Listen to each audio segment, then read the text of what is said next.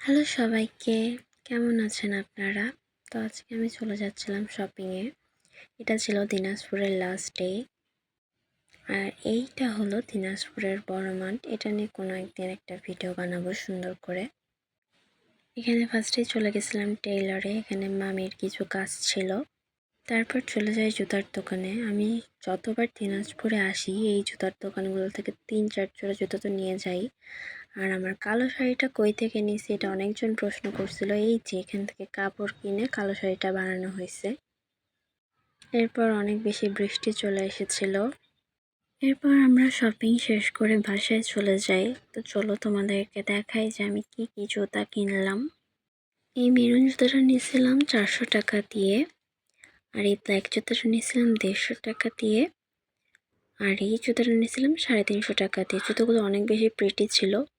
এরপর পরের দিন সকালবেলা উঠে আমরা চলে যাই স্টেশনের উদ্দেশ্যে।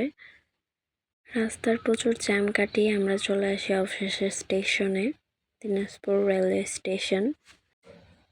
এরপর আমরা স্টেশনের ভিতরে চলে যাই। ট্রেন সেদিন একটু লেট ছিল। এখানে আমি ঘেমে গেছিলাম, এটাই দেখাচ্ছিলাম। এরপর মা আমাকে জুস খেতে দেয়। এর মধ্যে আমাদের ট্রেনটা চলে আসে। আমরা ট্রেনে উঠে পড়ি। এরপর মা আমাকে এই দুটো জিনিস খেতে দেয়। তার মধ্যে চলে আসে বৃষ্টি।